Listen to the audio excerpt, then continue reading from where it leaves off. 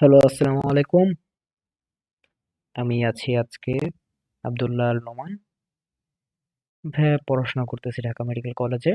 আজকে তোমাদের সাথে আমার আলোচ্য বিষয় হলো ভাই অনুশীলনীর এমসিকিউ। আজকে আমাদের টপিক হলো ভাইয়া পরিবেশ রসায়ন। আজকে আমি তোমাদের চেষ্টা করব ভাইয়া হাজার স্যারের বইটাকে ফলো করে তোমাদের এই অনুশীলনী এমসিকিউটা ভাইয়া শর্টেস্ট টাইমে কতটুকু ভালোভাবে সলভ করা যায়। Shortest time possible. এটার জন্য তোমাদের যা করতে হবে ভাই, আমি তো তোমাদের অনুশীলনী এমসিকিউ বের করেই তারপর পড়াবো। তোমরা কি করবা ভাই, তোমরা মূল বইয়ের যেসব জায়গা আমি বের করতে বলবো, মানে যেসব জায়গা থেকে আসলে কোশ্চেন গুলা হয়েছে সেই কোশ্চেন গুলা জায়গাগুলো তোমরা একটু খুঁজে খুঁজে বের করবা।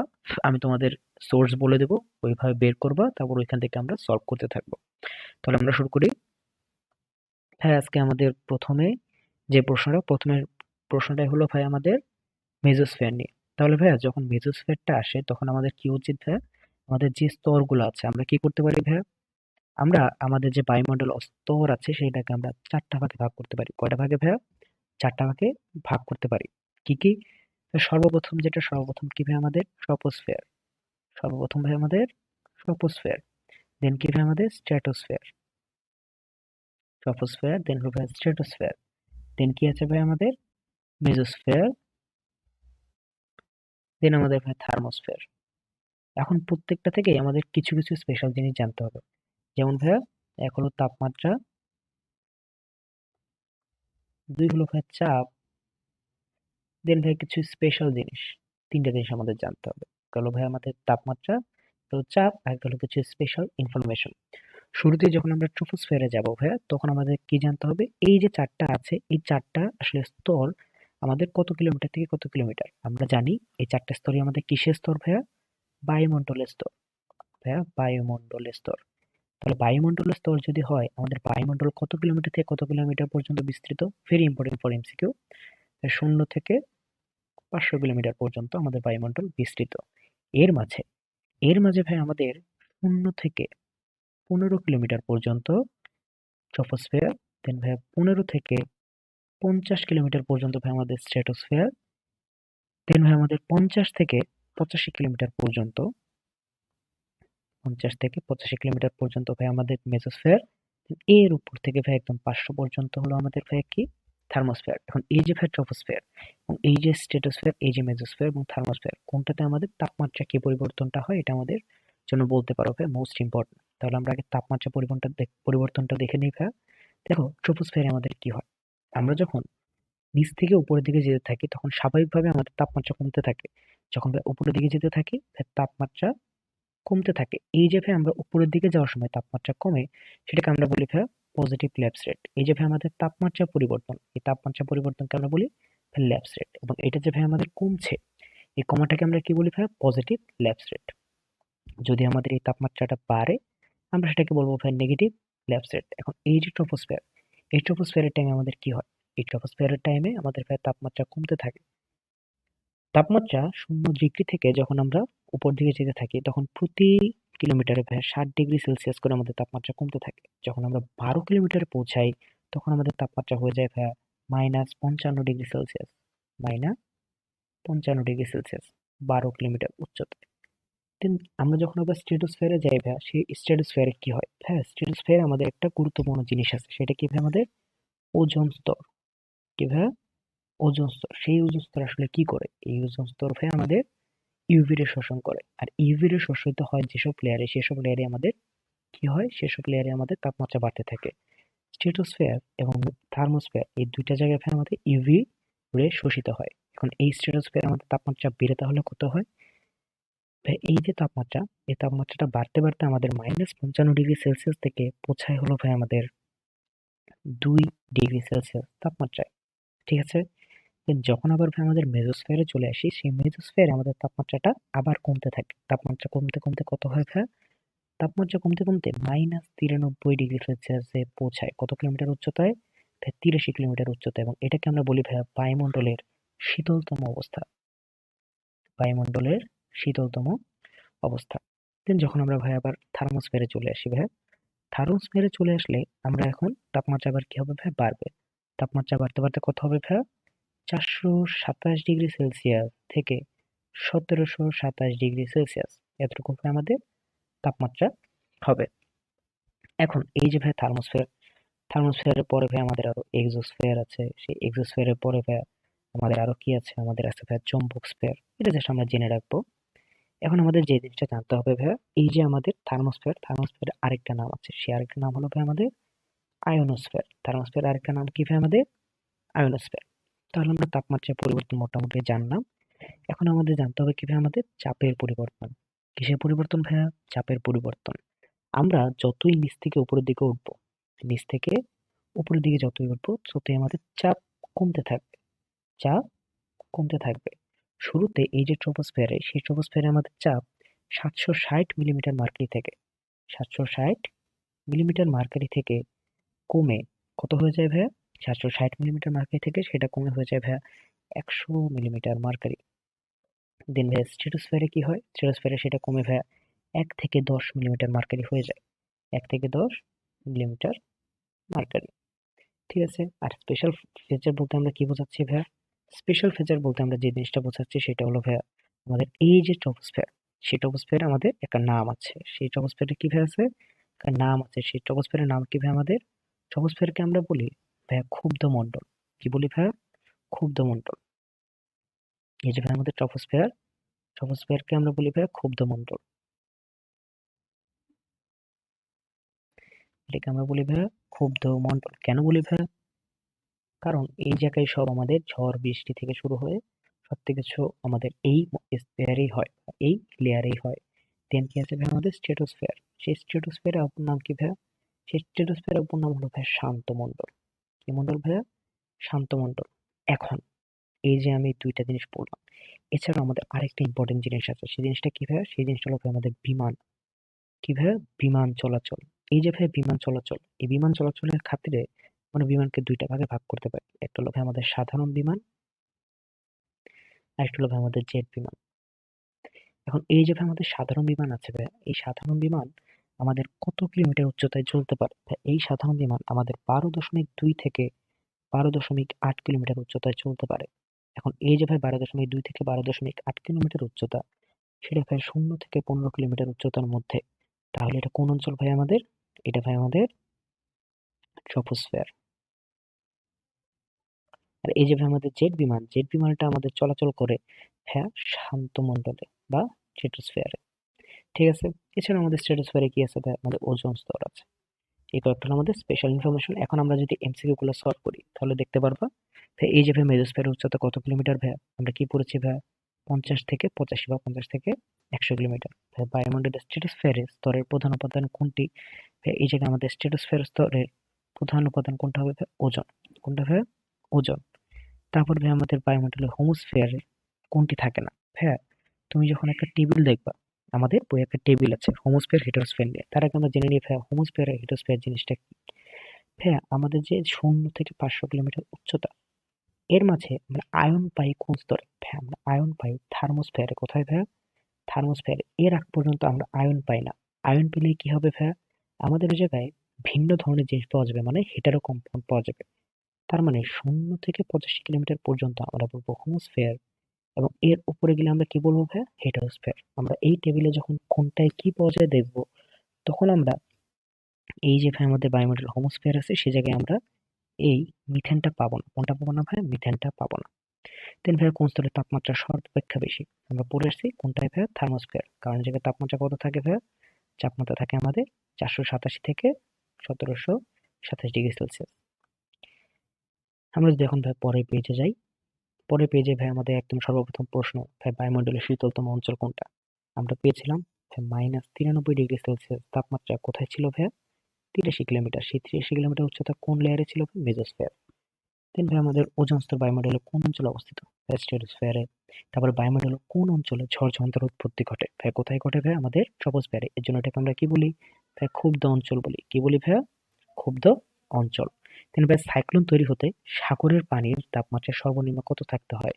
ভাইয়া এই যে সাইক্লোন তৈরি হতে যে তাপমাত্রা আমরা জানি, এই যে ভাইয়া ঘূর্ণিঝড় বা এই যে সাইক্লোন, এটার জন্য আমাদের কি লাগে ভাইয়া?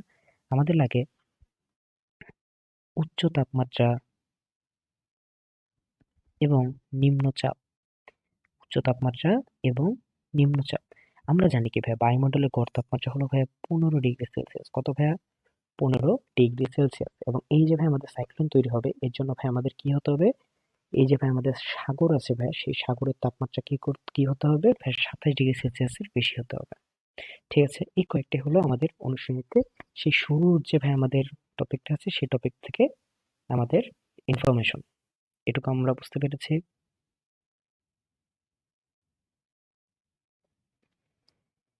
এখন আমরা চলো যে আদর্শ গ্যাসের যে কয়েকটা সূত্র আছে সেই সূত্র নিয়ে আমরা এখন পড়বো। তাই সর্বপ্রথম আমরা এক নজরে দেখে নিই ভাই আদর্শ গ্যাসের সূত্র নিয়ে আমাদের কি কি জানতে হবে।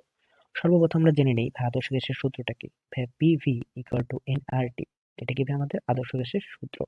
যদি আমরা বলি আদর্শ গ্যাসের গতীয় সূত্র, দেন আমরা বলবো ভাই PV equal to 1/3 M N C square, 1/m N C square. এই সূত্রটা কি দিয়েছে ভাইয়া? এই সূত্রটা আদর্শ গ্যাসের গতীয় সূত্র এটা দিয়েছে ভাই বিজ্ঞানী ক্লসিয়াস।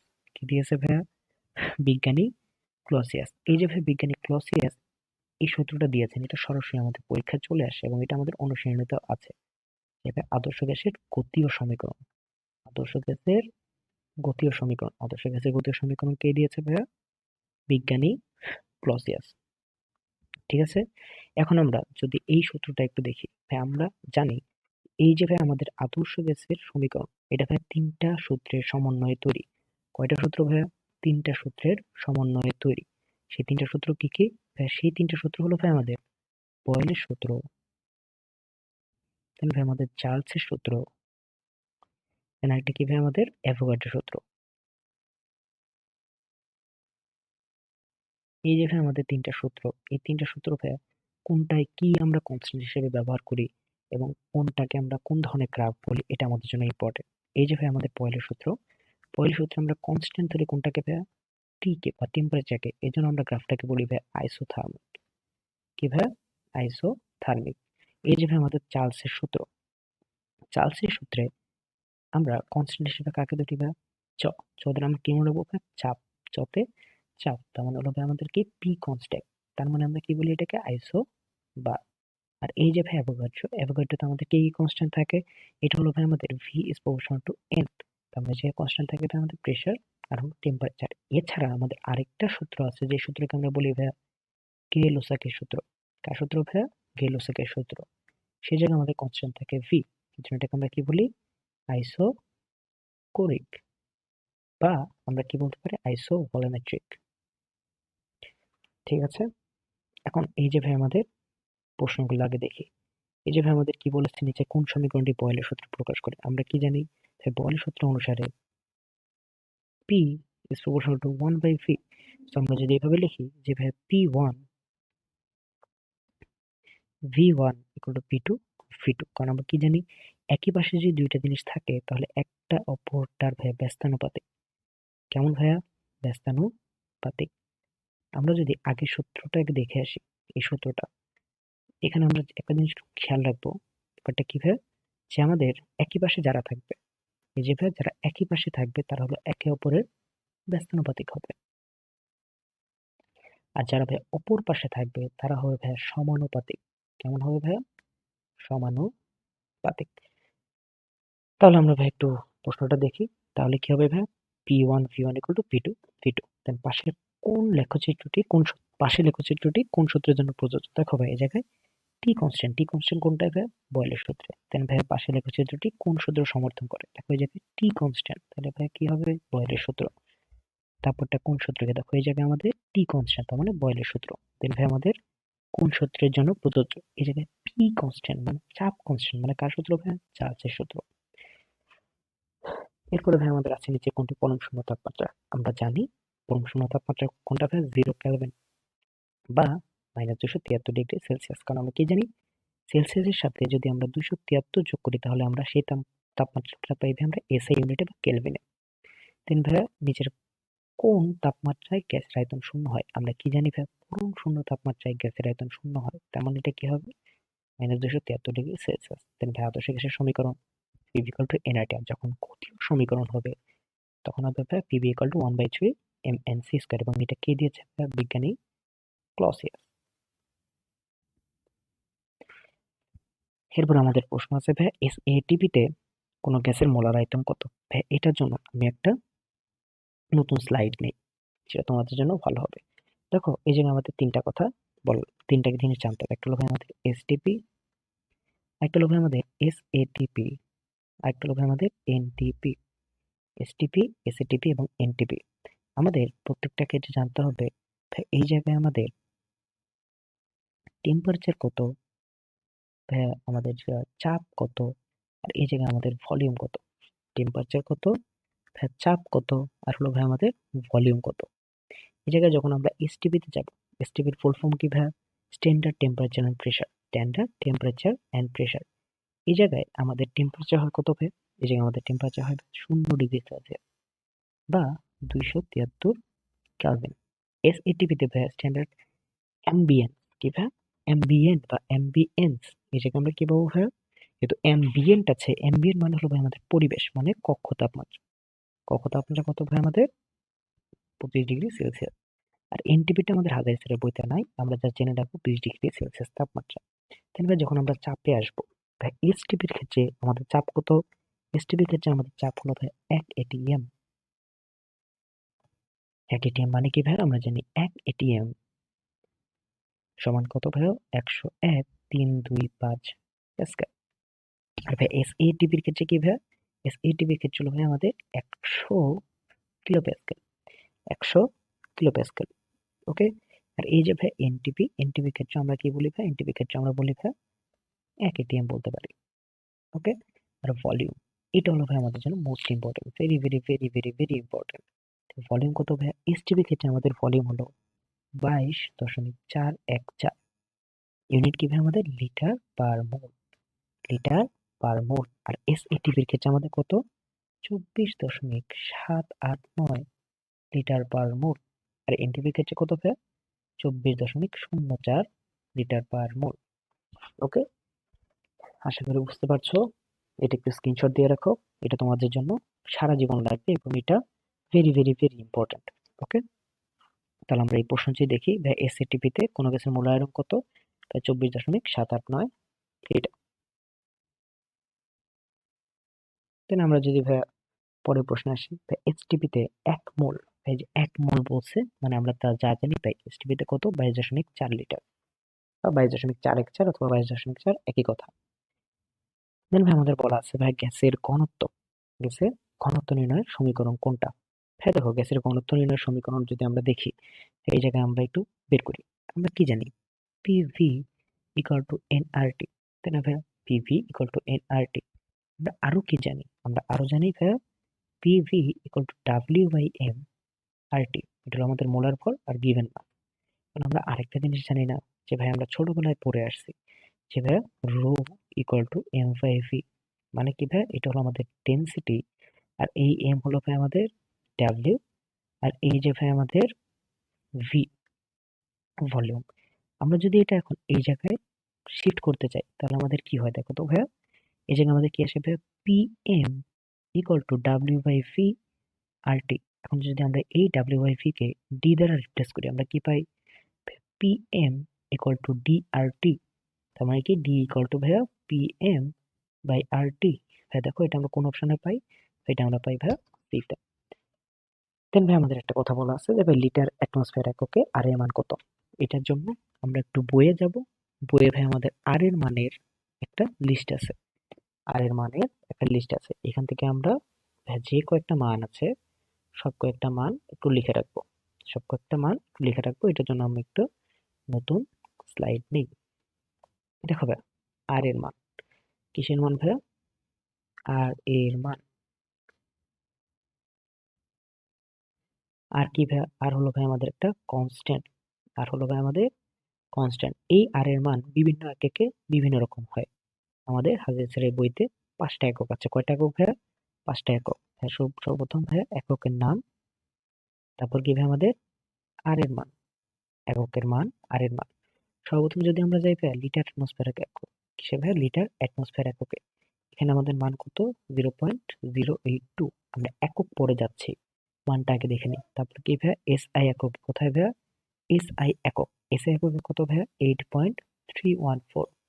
দেন ভাইয়া কি? সিজিএস, সিজিএস সিজিএস ভাই আমাদের মান কত 8.32 ইন্টু 10⁻7। দেন ভাই আমাদের কি আছে ভাই ক্যালোরি একক। ক্যালোরি একক মান কত ভাই 1.987 বা 2। তারপরে কি আছে ভাই আমাদের ইঞ্জিনিয়ারিং একক। ইঞ্জিনিয়ারিং একক বা এফপি একক। এই যে আমাদের মান কত ভাইয়া 2783.63। এখন আমরা যদি একটু এককে যাই, তুমি যখনই কোনো একটা কিছুর একক বের করতে যাবা, যখনই ভাইয়া কোনো একটা কিছুর একক বের করতে যাবা, তুমি কি করবো ভাইয়া একটা সিম্পলেস্ট ফর্মে নিয়ে যাবা। যেমন আমরা যদি এখানে দেখি ফর্মুলাটা কি ভাইয়া পিভি ইকুয়াল টু এনআরটি। আমরা আর এর একক বের করবো, আমরা আর কে এক পাশে নিয়ে আসবো, তাহলে কি পাবো আর equal to NT by PV. NT by PV. আমরা এন এর মানে কি জানি ভাইয়া মোল। টি মানে কি জানি, টি মানে এটা যদি আমি ইসে যাই মানে বলে এসে এককে যাই, তো যে কোনো ধরনের এককে আমরা টেম্পারেচার কি দ্বারা প্রকাশ করি ভাই কেলভিন দ্বারা প্রকাশ করি। কি দ্বারা প্রকাশ করি ভাই কেলভিন দ্বারা প্রকাশ করি। সরি, আমি একটু উল্টো করে ফেলছি, এটা ইনভার্স হবে। এটার ইনভার্স মানে কি ভাই আর equal to PV by NT. আর equal to PV by NT. এই এন কি হবে ভাই আমাদের মোল, আর এইটি কি হবে আমাদের কেলভিন। মোল কেলভিন। আর এই যে ভাই পি আর ভি এটা হলো আমাদের এই একক অনুসারে পাল্টাবে। যদি আমাদের লিটার অ্যাটমসফিয়ার একক হয়, ভলিউম হবে লিটারে, প্রেশার হবে অ্যাটমসফিয়ারে, তাহলে আমাদের ইউনিট কি হবে লিটার অ্যাটমসফিয়ার পার মোল পার কেলভিন। যদি আমি এসআই এককে যাই, প্রেশার কি হবে এই জায়গায় আমাদের প্রেশার এবং এই যে পি ভি, এটা তো আমরা কি জানি ভাই ডাব্লিউ ইকুয়াল টু পিভি জানি না আমরা। এখন আমাদের এসআই এককে কাজের মান কত ভাই জুল। এসআই এককে আমাদের কাজের কি ভাই জুল, কাজের একক জুল। তার মানে এটা কি হবে joule per mole per kelvin. CGS এককে কি পাবো ভাই, সিজিএস এককে আমরা জুলকে প্রকাশ করি আর দ্বারা। 1 জুল ইকুয়াল টু 10⁻7 আর্চ।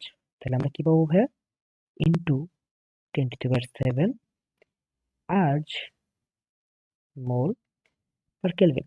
ক্যালোরির ক্ষেত্রে আমরা এই জায়গায় পাবো calorie mole per kelvin. Engineering এককে পাই আমরা কি foot pound per mole per kelvin. এই প্রত্যেকটা মান আমাদের জন্য very very very very very important. Okay, এটা একটু স্ক্রিনশট দিয়ে রাখতে পারো। তারপর যদি আমরা পরবর্তী কোশ্চেনে যাই, দেখো ভাই এই কোশ্চেন নাম্বারে কি বলছে তার এর মান কত। আমাদের মাঝে মাঝে একক নিয়েও ঝামেলা করবে, আমরা একটু একক গুলো খেয়াল রাখবো। এটা হলো আমাদের অ্যান্সার। এসআই এর মান কত ভাই আমাদের 8.314। সিজিএস এর মান কত আমরা জানি। আর মোলার গ্যাস ধ্রুবকের মান কত ভাই, মাত্রা কত আমরা কি জানি সে ভাইয়া joule per mole per kelvin. কিসের ক্ষেত্রে ভাই হলো এসআই এককে। এই জুল মানে কি ভাই আমাদের কাজ না, কারণ আমরা কি হবে কাজ পার কেলভিন পার মোল। তাহলে ভাই এসআই এককে বোল্টজম্যান ধ্রুবকের মান কত, এটা বের করে একটা টেকনিক তোমাদের শিখাই দেই। যে ক্যালকুলেটর ছাড়া বের করো, তোমাদের একটা টেকনিক শিখাই দেই।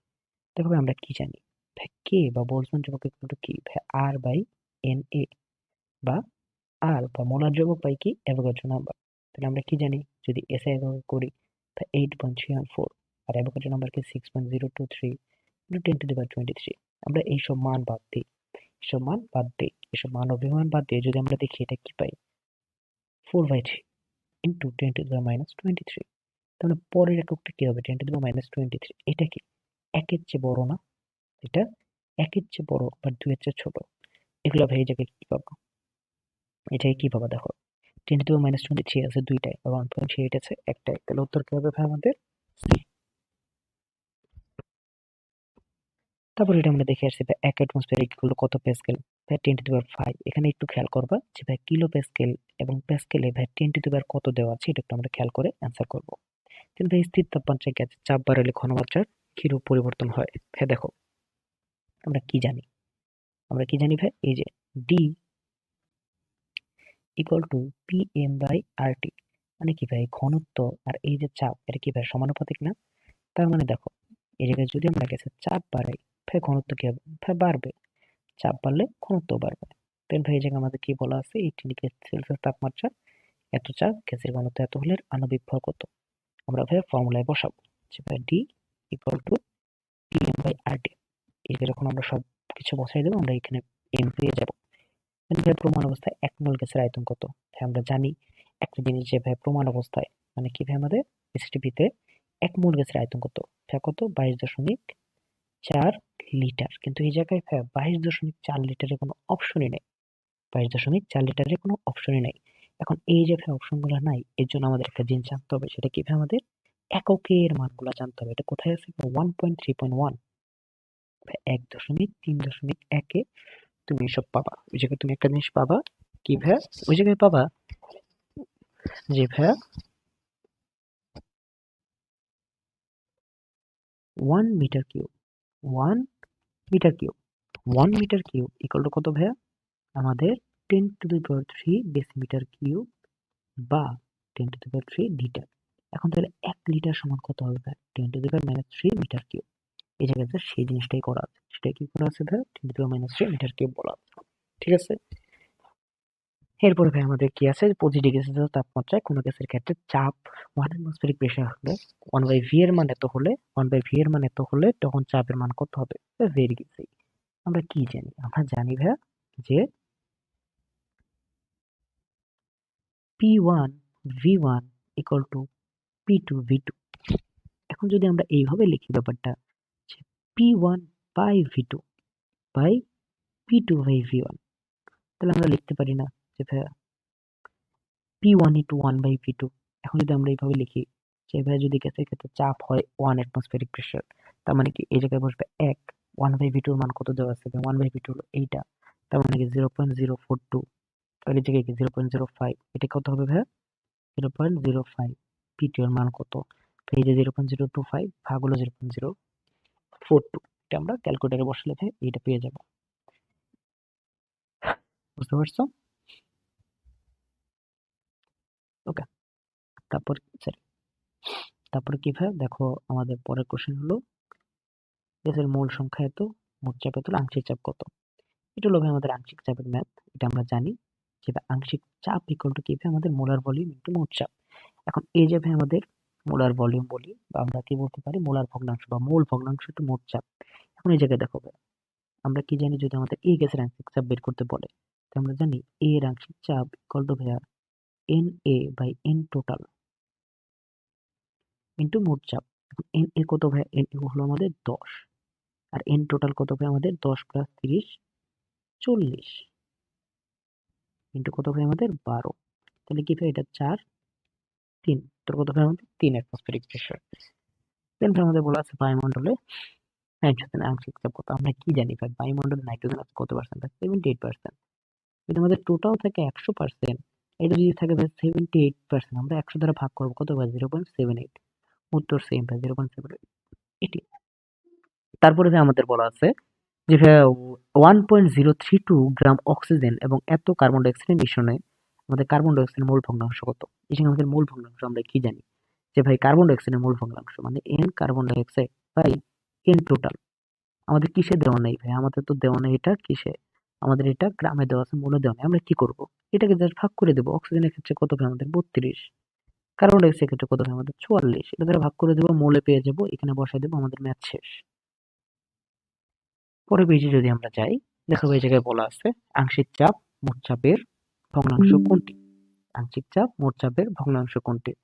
দেখো এই জায়গায় আমাদের সমভরের মিথেন এবং হাইড্রোজেনকে শূন্য পাত্রে রাখা হলো, মোট চাপ কত? দেখো সমভর, সমভর মানে কি? যে ভাই ধরো এটা যদি মোল হয় N equal to W by M, তার মানে এই যে আমাদের ডাব্লিউটা আছে, ডাব্লিউটা আমাদের সেম। এখন ডাব্লিউটা যদি সেম হয় তার মানে কি? ধরো ডাব্লিউ আমি বাদ দিলাম, ধরি আমি ভর ইকুয়াল টু হলো এক্স, ভর ইকুয়াল টু এক্স, যেটা দুইটা ক্ষেত্রে সেম। এখন দুইটা ক্ষেত্রে যদি সেম হয়, দুইটা মোল সংখ্যা কত হবে ভাইয়া? মিথেনের ক্ষেত্রে মোল সংখ্যা কত হবে? X by 16। আর এই যে আমাদের হাইড্রোজেন বাবা যে তার ক্ষেত্রে কত হবে? X by 2। আমাদের বলছে হাইড্রোজেনের আংশিক চাপ মোট চাপের কত ভগ্নাংশ? এখন যদি আমরা দেখি যে ভাই হাইড্রোজেনের আংশিক চাপ, তার মানে কি? যে ভাই X by 2 by X by 16 plus X by 2।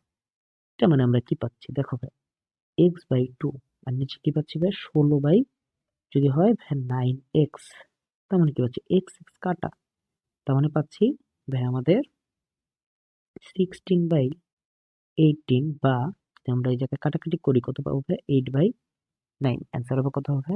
8/9। Okay, very easy. দেন আমাদের বলা আছে ভাই স্টপ খোলা থাকলে মোট চাপ কত, এর আংশিক চাপ কত। ভাই এটা আমরা সবাই জানি, এর আংশিক চাপ মানে কি ভাই, এটা 6 ভাই, মোট কত ভাই 20 ইন্টু 200, 10 দ্বারা ভাগ 10 করবো ভাই 60। তারপরে ভাই বলছে দেখো এই জায়গায় একটা ট্রিক্স কেটেছে, 2.24 লিটার, এটা 10 দ্বারা গুণ করো, এটাকেও 10 দ্বারা গুণ করো, তাহলে কি পাইতেছে 32। কোনটার ভাই মোলার পর 32, এটারও না, এটারও না, এটারও না, এটার ভাই মোলার পর 32। দেন ভাই এই জায়গায় আবার দুইটা মোল দেওয়া আছে, এটা আমরা সবাই পারবো, সব আংশিক চাপের ম্যাথ, এগুলো সব আমরা পারি। দেন এখানে বলা আছে কি যে গ্যাসের ব্যাপন হারের সাথে সম্পর্ক আছে কোনটা। আমরা কি জানি গ্যাসের ব্যাপন হারের সাথে সম্পর্ক, আমরা কি জানি যে ভাই R2/R1 equal to root over M1/M2 root over D1/T2 equal to ভাই কি T1/T2। এখন দেখো এটা কি ভাই আমাদের আণবিক ভর না, তার মানে কার সাথে সম্পর্ক ভাই, আমাদের আণবিক ভরের সাথে সম্পর্ক। তারপর কি বলছে ভাই, এই যে এই জায়গায় এক্সাইড হলে সাদা ধোঁয়া সৃষ্টি হবে কোথায়। দেখো ভাই দুইটা বিক্রিয়া করলে সাদা ধোঁয়া তো সৃষ্টি হবে। এখন এই যে এটার মোলার ভর কত ভাই 36.5, এটার মোলার ভর কত ভাই 17। তার মানে কি এইটার কি হবে, ব্যাপন হার বেশি হবে না। এটার ব্যাপন হার যদি বেশি হয় তাহলে দ্বিতীয় মুখ থেকে মানে জিনিসটা প্রথম মুখের দিকে বেশি থাকবে না। এখন দেখো ভাই 25.5 থেকে 2 দ্বারা ভাগ করলে কত পাবো ভাই 12.5। তার মানে যদি এটা হয় আমাদের একটা নল, এটা যদি মিডল পয়েন্ট হয় 12.5, এটা যদি দ্বিতীয় মুখ হয়, এটা প্রথম মুখ হয়, এটা বেশি দিকে গেলে এইদিকে আমরা জিনিসটা পাবো না। এখন দেখো প্রথম মুখ থেকে 10 সেন্টিমিটার ভিতরে, 15 সেন্টিমিটার ভিতরে, এখান থেকে 15 সেন্টিমিটার তো এই জায়গায় চলে আসবে, আর 10 সেন্টিমিটার কোথাও হবে এই জায়গায় হবে। সো উত্তর হবে আমাদের ক। গ্রাহামের ব্যাপন সূত্র কোনটা, এটাই হলো আমাদের গ্রাহামের ব্যাপন সূত্র, এটাই হলো আমাদের ভাই গ্রাহামের ব্যাপন সূত্র। তার মানে কি যে ভাই R2 root over M2 equal to R1 root over M1। উত্তর কি ভাই আমাদের ক। তারপর নিচের কোনটি গ্যাসের ব্যাপন হয় বেশি, যেটার ভর কম। তারপরে একই শর্তাদি নিচে কোন গ্যাসটি ব্যাপিত হতে অধিক সময় লাগবে, যেটার ভর বেশি, এটার ভর সবচেয়ে বেশি। তারপরে যে কোনটি ব্যাপন হ্রাস সর্বাধিক, যেটার ভর কম, ব্যাপন হ্রাস সর্বাধিক, ব্যাপন কম, ভর কম, ব্যাপন হার বেশি, ভর কম, ব্যাপন হার সমান, যে দুটা ভর সমান, তাই এটার হলো 28, এটারও 28। তারপর নিচে কোনটি আরএমএস বেগ বেশি, আমরা কি জানি CRMS equal to root over 3RT/M। মানে কি ভাই যাটার ভর বেশি তার কি হবে, আমাদের আরএমএস বেগ কম, আর যার ভর কম তার আরএমএস বেগ বেশি। এই জায়গায় আমাদের হাইড্রোজেনের আরএমএস বেগ বেশি, কারণ এটার ভর কম। তারপরে বলছে ভাই আরএমএস বেগ কত, এটা ভাই আমাদের একটু মুখস্থ করতে হবে। এটা ক্যালকুলেটরে যদি আমি করি, এটা ক্যালকুলেটরে পাবো। ক্যালকুলেটরে কিভাবে পাবো, রুট ওভার 3RT, আর এর ভ্যালু আমরা জানি, টি এর ভ্যালু এসটিবি মানে কি ভাই 200, এই জায়গায় আমরা টি এর ভ্যালু জানি। আর এদিকে ভাই কি আমাদের কি বলছে, অক্সিজেন, অক্সিজেন মানে এটা কত হবে ভাই 32, এখানে বসাই দেবো, মান পেয়ে যাবো আমরা। আর এটা মেডিকেলে আর চলে আসে, এটা সরাসরি চলে আসে, একটু মানটা মুখস্থ রাখবো। ঠিক আছে, ওকে।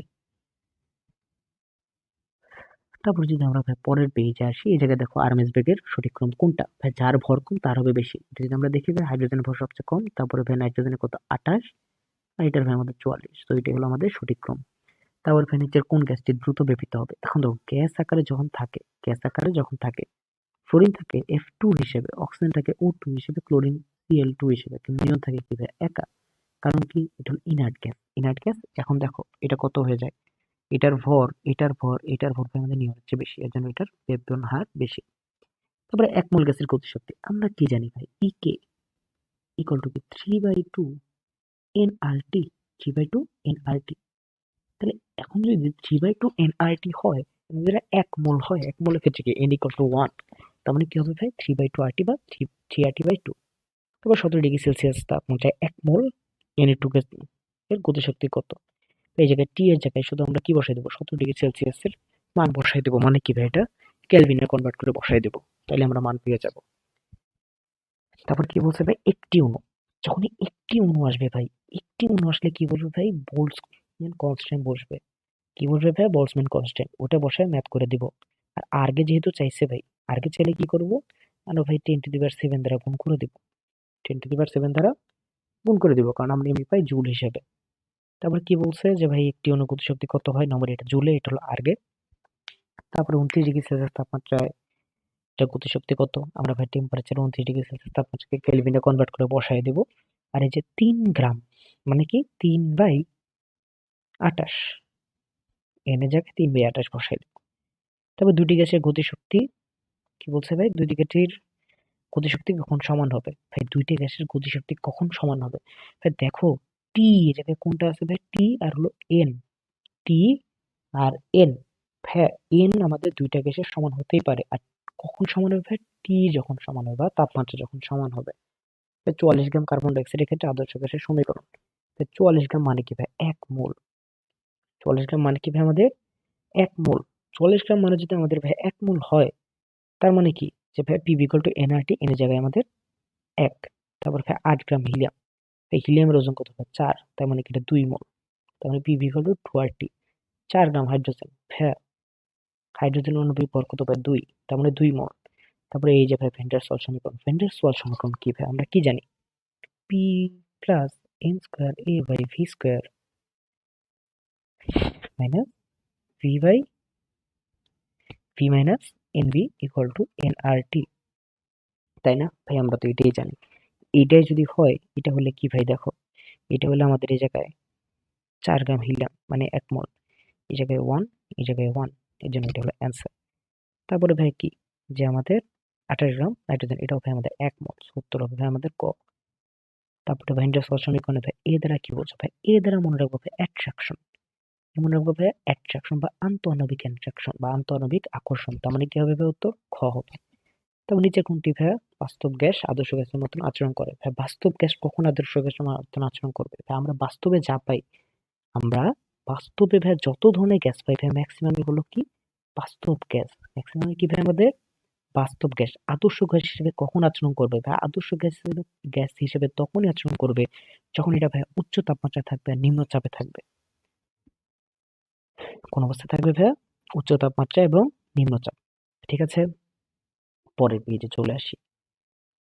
হ্যাঁ, পরের পেজে যখন আসবো দেখবো সেটা আদর্শ গ্যাসের সংকোচনশীলতা গুণাঙ্ক জেড এর মান। এই যে জেড এর মান, এই জেড এর মান থেকে মুহুর্মুহু আমাদের এমসিকিউ আসে। জেড এর মান থেকে আমাদের মুহুর্মুহু এমসিকিউ আসে। এখন আমাদের জানতে হবে ভাই এই জেড এর মান কি কি। ভাই দেখো, আমরা কি জানি ভাই, PV equal to nRT, PV equal to nRT. কিন্তু এটা আমাদের সংকোচনশীলতা গুণাঙ্ক হিসেবে আর হলো কনস্ট্যান্টটা ব্যবহার হয় না। এই আরও কিন্তু আমাদের কি ভাই কনস্ট্যান্ট, কিন্তু সংকোচনশীলতার জন্য আমরা কি করি ভাই, আমরা আরেকটা মানে কনস্ট্যান্ট নিয়ে আসি যেটা হলো জেড। তখন আমরা কি বলি ভাই, PV equal to Z N R T, Z N R T.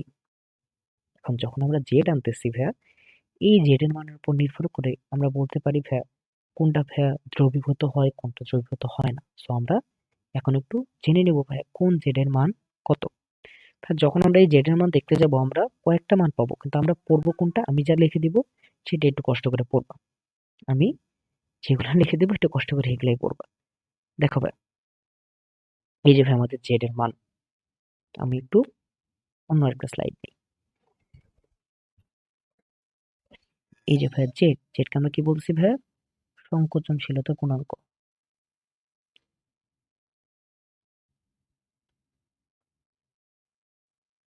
এই যে ভাই জেড এর মান, জেড এর মান 1 হবে কার ক্ষেত্রে ভাই, আমাদের আদর্শ গ্যাসের ক্ষেত্রে। আদর্শ গ্যাসের ক্ষেত্রে ভাইয়া এটা আমাদের 1 হবে, আদর্শ গ্যাসের ক্ষেত্রে 1। এই যে ভাই জেড এর মান, জেড এর মান ভাই 1-এর কম হতে পারে, 1-এর কম হতে পারে। জেড এর মান 1-এর কম হবে কাদের ক্ষেত্রে ভাই, জেড এর মান 1-এর কম হবে ভাই আমাদের carbon die oxide, methane, oxygen, nitrogen. আর ভাই আমাদের 1-এর বেশি হবে কাদের ক্ষেত্রে ভাইয়া, আমাদের 1-এর বেশি হবে ভাইয়া হাইড্রোজেন এবং হিলিয়াম। হাইড্রোজেন এবং হিলিয়ামের ক্ষেত্রে, এই দুইটা ক্ষেত্রে আমাদের 1-এর বেশি হবে। এখন আমাদের যে জিনিসটা জানতে হবে, এই যে আমাদের জেড এর মান 1-এর চেয়ে কম হলে, 1-এর চেয়ে যখন কম হবে, তখন আমরা বলতে পারি এটা হলো ভাই আমাদের অধিক পেষণযোগ্য। কি ভাইয়া, অধিক পেষণযোগ্য, মানে এদেরকে আমরা অনেক বেশি কি করতে পারবো ভাই, পেষণ বা সংকোচন করতে পারবো। এই করলে সুবিধা কি, এটা হলে ভাই সুবিধা কি, আমরা বলতে পারি যে ভাই জেড এর মান যখন 1-এর কম হয়, যেটার মান যখন 1-এর কম হয় সেটা ভাই পানিতে অধিক দ্রবীভূত, পানিতে ভাই অধিক দ্রবীভূত। এই যে ভাই এরা আছে, এরা হবে আমাদের পানিতে অনেক দ্রবীভূত। অনেক ক্ষেত্রে এই নাইট্রোজেনকে আমরা এই জেড এর মান 1 এর চেয়ে বেশিতে লিখি, বাট তোমাদের বইতে 2 জায়গায় 2 রকম আছে। ঠিক আছে? আমরা এই যে উপরে যা লিখছি এটাকে আমরা মোস্ট ইম্পর্টেন্ট ধরে একটা ভালো মতন পড়ে নেব। ঠিক আছে ভাইয়া? আশা করি বুঝতে পারছো। এখন ভাই একটা জিনিস বলে নিই। এই যে ভাই আমাদের জেড এর মান 1 থেকে আলাদা হচ্ছে, এটা মানে কি? এটা ভাই আমাদের বাস্তব গ্যাস। কেমন ভাইয়া? বাস্তব গ্যাস। তাই বাস্তব গ্যাস কোন তাপমাত্রায় আদর্শ গ্যাসের মতন আচরণ করে? ভাই বয়েলস টেম্পারেচার। ভাই বাস্তব গ্যাস বয়েলস টেম্পারেচারে ভাই আদর্শ গ্যাসের মতন আচরণ করে। বয়েলস টেম্পারেচারে ভাইয়া আদর্শ গ্যাসের মতন আচরণ করে। ঠিক আছে? ওকে, আমরা আবার চলে আসি। এখন দেখো আমাদের কি বলছে, ভাই কোনটির সংকোচনীয়তা জেড 1 এর চেয়ে বেশি? ভাই আমাদের হাইড্রোজেন, হিলিয়াম 1 এর চেয়ে কম, ভাই মিথেন 1 এর চেয়ে। তারপরে একটা কথা বলা আছে যে ভাই আমাদের এই যে সিএনজি স্টেশন, এই জায়গায় ভাই আমাদের মিথেনের পরিমাণ কত? ভাই সিএনজি, সিএনজি ফুল ফর্ম কি ভাই আমাদের? Compressed natural gas. Compressed natural gas. এবং এই যে ভাই সিএনজি আছে ভাই, এই সিএনজিতে আমরা প্রধানত কি ব্যবহার করি? এই সিএনজিতে আমরা প্রধানত ব্যবহার করি ভাই প্রাকৃতিক গ্যাস। কত পার্সেন্ট? ভাই 95 থেকে 99%। এখন এই যে 95 থেকে 99, এটা কোনটায় আছে ভাই? এই যে 96। তার মানে উত্তর কি হবে ভাই? 96%। তারপরে বলছে ভাই বজ্রপাতের সময় বায়ুমণ্ডলের কোন গ্যাসটি সক্রিয় হয়? ভাই বজ্রপাতের সময় সক্রিয় কোন গ্যাস? ভাই সক্রিয় হয় ভাই নাইট্রোজেন। আমরা জানি এই যে ভাই নাইট্রোজেন, এই নাইট্রোজেন অন্য হলো ভাই আমাদের ইনার্ট গ্যাসের পরে। ইনার্ট গ্যাসের পরে ভাই সবচেয়ে কি ভাই নিষ্ক্রিয়। ইনার্ট গ্যাসের পরে সবচেয়ে নিষ্ক্রিয় হলো নাইট্রোজেন। এবং এইটার জন্য ভাইয়া আমাদের 3000 ডিগ্রি সেলসিয়াস টেম্পারেচার প্রয়োজন, 3000 ডিগ্রি সেলসিয়াস তাপমাত্রা প্রয়োজন। এবং এইটা আমরা সবচেয়ে বেশি মানে কোন সময় পাই? বজ্রপাতের সময়। এর জন্য এই সময় কোন গ্যাস সক্রিয় হয় ভাই? আমাদের নাইট্রোজেন। তারপর কি বলছে ভাই বজ্রপাতের সময় যে কোনো স্থানে বায়ুমণ্ডলে কোন অ্যাসিড উৎপন্ন হতে পারে? যেহেতু নাইট্রোজেনের সাথে রিলেটেড, তার মানে এই যে নাইট্রোজেনের সাথে যে গ্যাসটা আছে সেটাই। উত্তর কি হবে ভাই আমাদের? Nitric acid. কোনটা ভাইয়া? Nitric acid. ঠিক আছে, বুঝতে পারছো? এরপরে ভাই আমাদের যে জিনিসটা যে ভাই পরিবেশ দূষণের প্রভাবক ইত্যাদি ইত্যাদি। দেখো ভাই আমাদের এই জায়গায় সর্বপ্রথম যে জিনিসটা জানতে হবে সেটা হলো ভাই কোনটা প্রাইমারি দূষক, কোনটা সেকেন্ডারি দূষক। ভাই প্রাইমারি দূষক কোনগুলো? মনে রাখবো ভাই যেগুলো ভাই দেখতে ছোট, যেগুলো ভাই আমাদের দেখতে ছোট সেগুলো আমাদের হলো প্রাইমারি দূষক। যেগুলা মোটামুটি দেখতে ছোট সেগুলাই প্রাইমারি দূষক। এগুলা কি কি আছে? যেমন যখন ভাইয়া 1.10 যাবা সেই জায়গায় পেয়ে যাবা কোনটা প্রাইমারি কোনটা সেকেন্ডারি। নাইট্রোজেনের ক্ষেত্রে আমরা যদি বলি ভাই নাইট্রোজেনের ক্ষেত্রে প্রাইমারি আছে ভাই আমাদের নাইট্রিক অক্সাইড এবং অ্যামোনিয়া। নাইট্রিক অক্সাইড এবং অ্যামোনিয়া, এইটাই যখন আমরা কই যাই ভাই সেকেন্ডারি বায়ুদূষক, এই জায়গায় আমরা কি পাই? ভাই আমরা পাই নাইট্রোজেন ডাই অক্সাইড, তারপর নাইট্রোজেন পেন্টাঅক্সাইড এবং প্যান বা পারঅক্সি অ্যাসাইল নাইট্রেট। এবং এই জায়গায় তাহলে আমরা কি পাচ্ছি ভাই? নাইট্রিক অক্সাইড কি ভাই? আমাদের প্রাইমারি দূষক। এবং এই প্রাইমারি দূষক থেকেই পরবর্তীতে অন্যান্য জিনিস যুক্ত হয়ে তৈরি হয় কি ভাই? সেকেন্ডারি দূষক। এই জায়গায় ভাই কোনটা? ভাই ওজোন। কারণ এই অক্সিজেনের ক্ষেত্রে ভাই কোনটা? ওজোন হলো ভাই আমাদের সেকেন্ডারি বায়ু দূষক। ঠিক আছে? এরপরে ভাই আমাদের কি বলছে যে ফটোকেমিক্যাল স্মোক তৈরিতে কোন বায়ু দূষক ভূমিকা রাখে না? Photochemical smoke. এই যে স্মোক তৈরি হচ্ছে ভাইয়া, এই স্মোক তৈরিতে আমাদের ভূমিকা রাখে না কোনটা? ভাই আমাদের সিএফসি। সিএফসি আমাদের ফটোকেমিক্যাল স্মোক তৈরিতে কোনো ধরনের ভূমিকা রাখে না। এই জায়গায় আমাদের ভূমিকা রাখে কোনটা কোনটা? হাইড্রোকার্বন।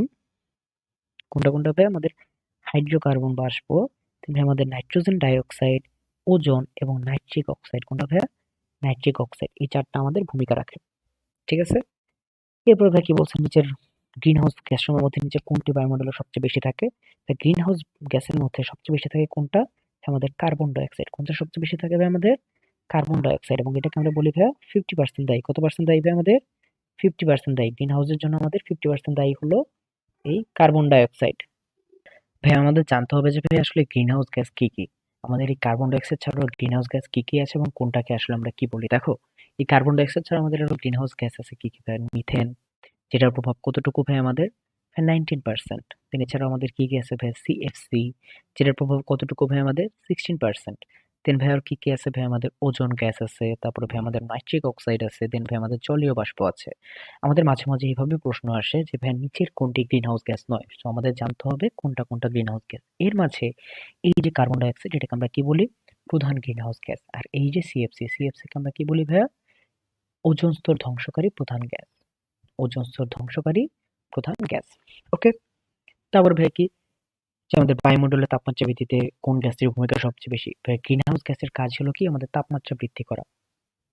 তার মানে ভাই কার্বন ডাই অক্সাইড হলো কি, এটা ভূমিকা সবচেয়ে বেশি। এখন আমাদের একটা প্রশ্ন, সেটা আমি করি যে ভাই আমরা কি জানি পৃথিবীর গড় তাপমাত্রা হলো 15 ডিগ্রি সেলসিয়াস, কিন্তু পৃথিবীতে যদি ভাইয়া কার্বন ডাই অক্সাইড এবং পানি বা জলীয় বাষ্প না থাকতো তাহলে টেম্পারেচার কত হতো ভাইয়া?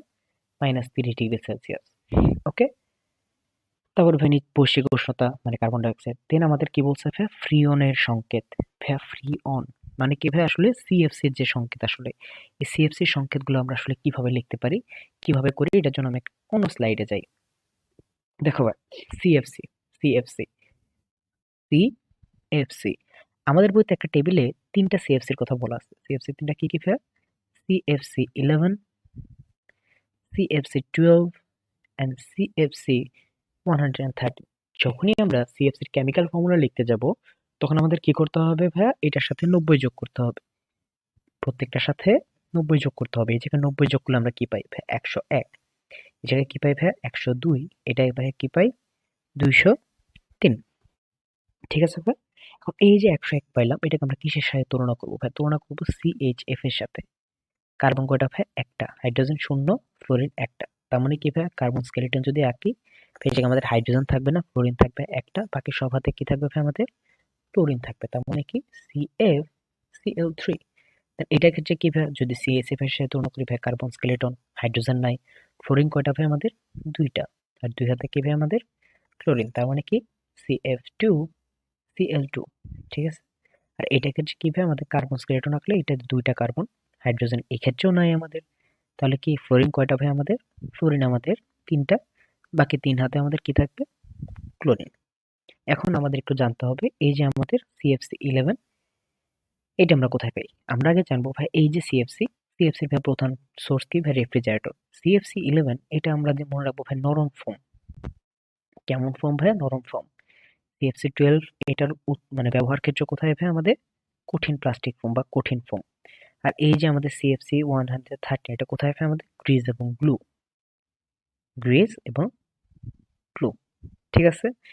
তো এরকম ভাবেই আমরা নামকরণ করতে পারি। একবার একটু এটা স্ক্রিনশট রাখতে পারো।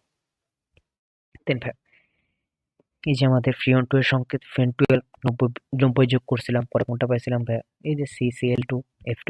ভাই ওজন ক্ষয় করে কোনটা ভাই? CFC gas. সিএফসি এর মধ্যে কোনটা? এই যে এটা। এবং এই যে এইচএফসি এবং এইচসিএফসি আমরা যখন আমরা ফার্স্ট পেপারে চ্যাপ্টার 4 এ যাব তখন আমরা পাবো যে আমরা এখন সিএফসির পরিবর্তে এইচসিএফসি ব্যবহার করি। কেন? কারণ এই যে ভাই সিএফসি এটার ভাই আমাদের মেয়াদ হলো 100 বছর। আর এই যে এইচসিএফসি এটা ভাই আমাদের টেকে 2 থেকে 10 বছর। যেহেতু কম টেকে, এজন্য এটা ধ্বংস করবে কম। এজন্য আমরা এটা বেশি ব্যবহার করি। দেন ভাই কি বলছে ভাই? অ্যাসিড বৃষ্টির পিএইচ, অ্যাসিড বৃষ্টিতে পিএইচ এর মান কত হয়ে থাকে? অ্যাসিড বৃষ্টিতে পিএইচ এর মান কত হয়ে থাকে ভাই? অ্যাসিড বৃষ্টি আমরা কখন বলি ভাই? যখন আমাদের যে বৃষ্টি সেটা পিএইচ যখন আমাদের 5.6 এর চেয়ে কম হয়। কিসের কম ভাইয়া? 5.6 এর চেয়ে কম হয়। এবং এটার মাত্রা কত ভাইয়া? আমরা জানি অ্যাসিড বৃষ্টি, অ্যাসিড বৃষ্টি আমাদের পিএইচ এর মান হলো 3.5 থেকে 5.6 এবং এর মাঝে কোনটা আছে ভাই? আমাদের আছে 5.2। তো এটাই হবে আমাদের অ্যান্সার। দেন আমাদের বলছে কি অ্যাসিড বৃষ্টির জন্য দায়ী গ্যাস কোনটা? অ্যাসিড বৃষ্টির জন্য আমাদের 3টা অ্যাসিড দায়ী। কয়টা অ্যাসিড ভাইয়া? 3টা অ্যাসিড। সেই 3টা অ্যাসিড কি ভাই? আমাদের H2SO3, H2SO4, দেন ভাইয়া আমাদের নাইট্রিক অ্যাসিড। এই দুইটা পাই আমরা ধরো সালফার ডাইঅক্সাইড থেকে, আর এটা ধরো আমরা নাইট্রিক অক্সাইড থেকে পাইলাম। সমস্যা নেই, জাস্ট এটা ধরো সালফার থেকে আর এটা হলো নাইট্রোজেন থেকে। তাহলে এখান থেকে ভাই আমাদের এই যে কোনটা আছে নাইট্রোজেন বা সালফারের মধ্যে আছে ভাই আমাদের সালফার। দেন বলছে ভাই নিচের কোন অ্যাসিডটি বেশি তীব্র অ্যাসিড? আমরা বেশি তীব্র অ্যাসিড কোনটাকে বলতে পারি? যেটা যত দ্রুত আমাদের হাইড্রোজেন ত্যাগ করতে পারে। এটার মধ্যে ত্যাগ করতে পারে ভাই কোনটা? HCOOH। এরপর ভাই আমাদের এটার অনুবন্ধী ক্ষারক কোনটা? হ্যাঁ, এই অনুবন্ধী ক্ষারক টারক ইত্যাদির কনসেপ্ট এটা যদি আমরা জাস্ট একবারে দেখে নিই, কনসেপ্ট যদি আমরা একবারে দেখে নিই তাহলে ব্যাপারটা কি? তাহলে ব্যাপারটা কি? দেখো ভাই এই অনুবন্ধী ক্ষারক এটা আসলে কোন লয়ের থেকে? আমাদের ল আছে কয়টা ভাই? 3টা। Arrhenius, Bronsted, Lowry. তারপরে কোনটা ভাই? আমাদের লুইস। এই যে ভাই ব্রনস্টেড, লরি, সেখান থেকে আমরা আসলে অনুবন্ধীর কনসেপ্টটা পাই। অনুবন্ধীর কনসেপ্টটা পাই। অনুবন্ধীর কনসেপ্টটা আসলে কি? ভাই দেখো আমরা কি জানি যে ভাই একটা অ্যাসিড আর বেস রিঅ্যাকশন করে কি তৈরি করে ভাই? নিউট্রাল সল্ট এবং পানি।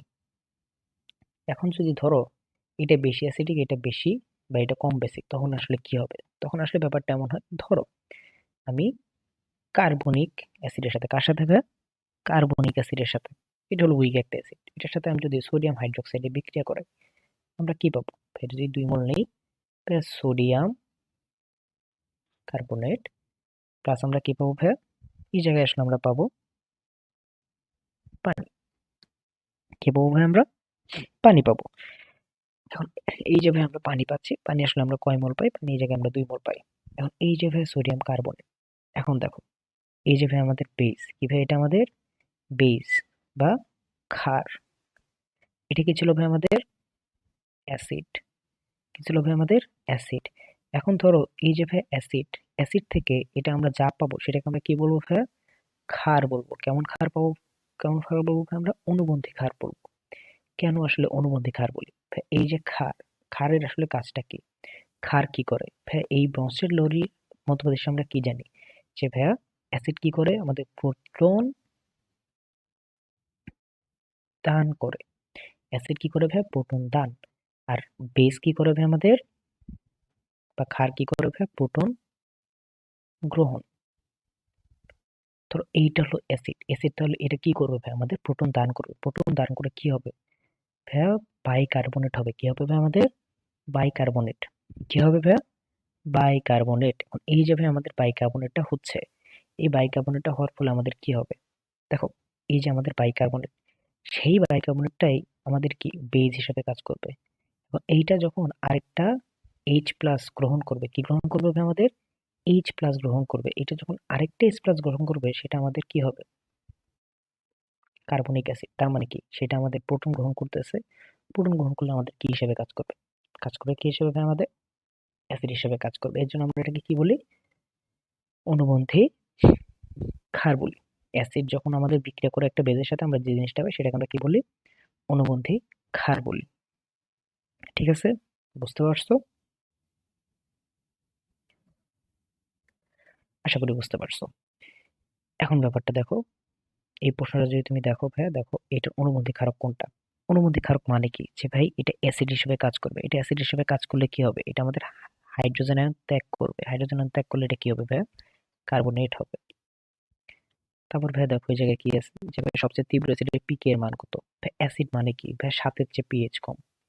পিএইচ ভাই আমাদের 7 এর চেয়ে কম। পিএইচ 7 এর চেয়ে কম মানে কি? যে ভাই শূন্য থেকে যদি ধরি, ধরো শূন্য থেকে 0.0001 থেকে আমাদের 6.9999 পর্যন্ত, তাই তো?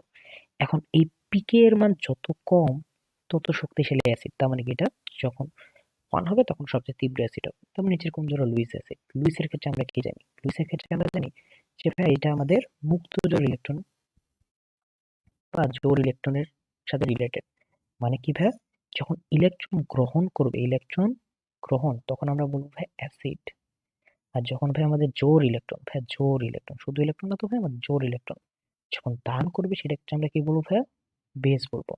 এখন এই যে আমরা সব যখন নিউট্রাল দেখতেছি, তখন আসলে আমরা কিভাবে বুঝবো? নর্মালি তো আমরা কি জানি? ইলেকট্রন কারা গ্রহণ করবে? যাদের ক্ষেত্রে আমরা পজিটিভ পাবো। আর যারা কারা ইলেকট্রন দান করবে, তাদের ক্ষেত্রে আমরা কি পাবো ভাই? নেগেটিভ পাবো। কিন্তু এইটার ক্ষেত্রে আমরা কি বুঝবো ভাই? এইটার ক্ষেত্রে আমরা মনে রাখবো, অ্যাসিডের ক্ষেত্রে আমরা পাবো অষ্টক সংকোচন। অষ্টক সংকোচন। আর এই যে ভাই বেজ, বেজের ক্ষেত্রে আমরা কি পাবো ভাই? অষ্টক প্রসারণ। অষ্টক প্রসারণ। অষ্টক সংকোচন আর হলো ভাই অষ্টক প্রসারণ। এই যে ভাই আমাদের অষ্টক সংকোচন। এখন এই জায়গায় দেখো ভাই, এই যে ক্লোরিনের কি আছে ভাই? 3টা। এটা ভাই অ্যালুমিনিয়ামের 3টার সাথে বিক্রিয়া কয়টা হবে? 6টা। এটা ক্ষেত্রে কয়টা ভাই? 6টা। এটা কেটে দেখো, এটা একটা মুক্তজোড় ইলেকট্রন আছে। তার মানে কি? এটা তো ভাই আমাদের কি? লুইস ক্ষার। এটা কেটে দেখো, এটার একটা মুক্তজোড় ইলেকট্রন আছে। তার মানে কি? এটাও লুইস ক্ষার। এটাও ভাই লুইস ক্ষার। তার মানে আমাদের লুইস অ্যাসিড হবে কোনটা কোনটা ভাই? আমাদের অষ্টক সংকোচনওয়ালা এই 2টা। তারপর কি বলছে ভাই? নিচের কোনটি তীব্র অ্যাসিড? ভাই আমরা জানি H2SO4 আমাদের কি? তীব্র অ্যাসিড। তারপর লুইস অ্যাসিডের উদাহরণ কোনটা ভাই? AlCl3। কারণ এটা কি ভাই? আমাদের অষ্টক সংকোচন হচ্ছে। তারপর এটা অনুবন্ধী অ্যাসিড। মানে কি? এটা ক্ষার হিসেবে কাজ করবে। মানে কি? প্রোটন গ্রহণ করবে। এটার সাথে একটা প্রোটন দিয়ে দিলে ভাই HNO2। যে কোনটি লুইস ক্ষারক? লুইস ক্ষারক আমরা কিভাবে বুঝবো? যেটাতে কি আছে আমাদের? মুক্তজোড় ইলেকট্রন আছে। কি আছে ভাই? আমাদের মুক্তজোড় ইলেকট্রন আছে। তারপর ভাই এখানে কি বলছে যে ভাই এখানে উৎপাদ এইটা অনুবন্ধী অম্ল। অনুবন্ধী অম্ল মানে কি, এটা ক্ষার হিসেবে কাজ করবে। কি হিসেবে কাজ করবে? ক্ষার। তার মানে কি প্রোটন গ্রহণ করবে। এবং কোনটা হবে কি ভাই আমাদের হাইড্রোনিয়াম আয়ন। তারপরে এখানে দেখো অনুবন্ধী অম্ল জোড় কোনটা? অনুবন্ধী অম্ল জোড় কোনটা? দেখো ভাই অম্ল কোনটা ছিল এই জায়গায়? H2CO3 না ভাই? এইটার ভাই আমাদের অনুবন্ধী যেটা হবে এটার সাথে সেটা। তার মানে কি এটার সাথে আমাদের হাইড্রোনিয়াম আয়ন। কোনটা ভাই? Hydronium ion. কেন বললাম এটা? এখন বলছে এই জায়গায় অনুবন্ধী অম্লজোড়। কি বলছে ভাইয়া? অনুবন্ধী অম্লজোড়। এখন একটু এই জায়গায় খেয়াল করো। ভাইয়া এইখানে অনুবন্ধী কোনটা? এই সাইডের এই পাশেরটার নাম আমরা অনুবন্ধী বলবো। এইখানের মধ্যে কোনটা অম্ল হিসেবে কাজ করবে? যেটার মধ্যে হাইড্রোজেন বেশি থাকবে এবং যেটা প্রোটন দান করতে পারবে। প্রোটন দান করতে পারবে। প্রোটন দান করতে পারবে কোনটা? মানে হাইড্রোনিয়াম আয়ন। সেটা কোথায় কিসে পরিণত হবে ভাই আমাদের? H2CO3। H2CO3। ওকে? তারপরে ভাই এখানে কি বলছে যে এই জায়গায় এটা অনুবন্ধী ক্ষারক কোনটা? অনুবন্ধী ক্ষারক মানে এটা অ্যাসিড হিসেবে কাজ করবে। অ্যাসিড হিসেবে কাজ করলে কি হবে? ACO3 minus. এটা কোন বিক্রিয়া অনুবন্ধী অম্ল কোনটা? অনুবন্ধী অম্ল কোনটা? তো এই জায়গায় ক্ষার হিসেবে কোনটা ছিল? অ্যামোনিয়া। এটা যখন আমাদের একটা হাইড্রোজেন আয়ন গ্রহণ করবে সেটা হবে কি? অনুবন্ধী অম্ল। এরপরে ভাই আমাদের আসতেছে মিঠা পানির প্রধান উৎস। ভাই এই যে ভাই আমাদের পানি। এখন আমাদের ব্যাপারটা আসবে কি নিয়ে ভাইয়া? পানি নিয়ে। তা এই যে পানির উৎস, আমরা কি জানি ভাই পৃথিবীর অধিকাংশ অঞ্চল কি ভাই? পৃথিবীর অধিকাংশ অঞ্চল কি ভাই? সমুদ্র। আর মিঠা পানি কি কম না? এর জন্য আমরা সবচেয়ে বেশি জল রাশি পাই কিসের?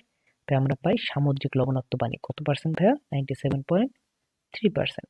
আর এই যে ভাই 2.7% সেটা হলো মিঠা পানি। এখন এই যে মিঠা পানি এর মধ্যে প্রধান উৎস কোনটা ভাই? এই মিঠা পানির 74% আমরা কোন জায়গা থেকে পাই ভাই?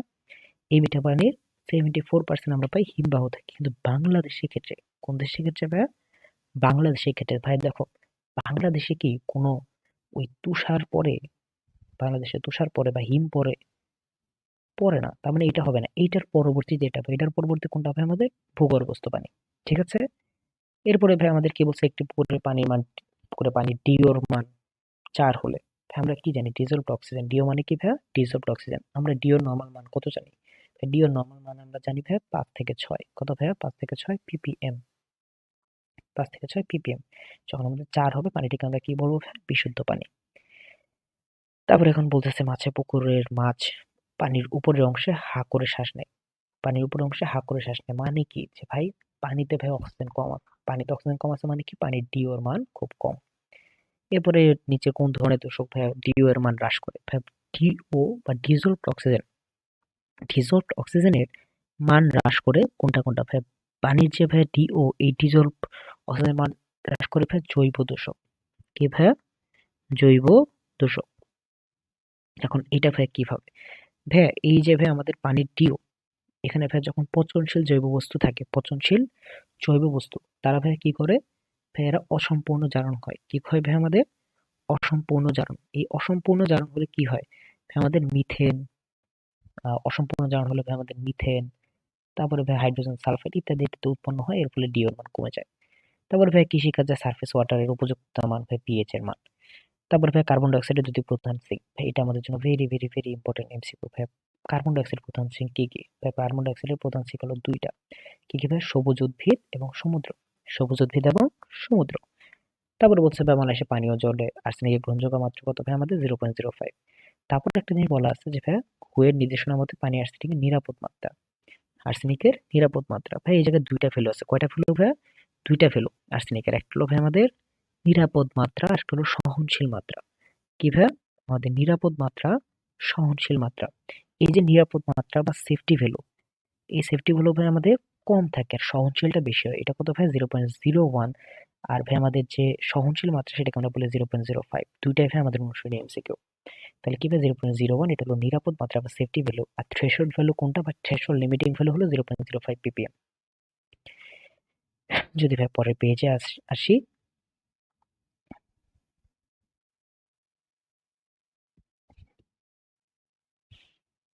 পরের পেজে যদি আসি ভাই, আমরা পরের পেজে দেখো ভাই আমাদের কি প্রশ্ন? যে হুয়ের মধ্যে ভাই পানির সহনীয় মাত্রা বা থ্রেশহোল্ড লিমিটিং ভ্যালু কত ভাই আমাদের? 0.05 ppm। তারপরে ভাই বায়ুতে H2S এ কত ppm মাত্রা ভাই আমাদের মানুষের মৃত্যু ঘটাতে পারে? এটা ভাই 50 ppm। কত ভাই আমাদের?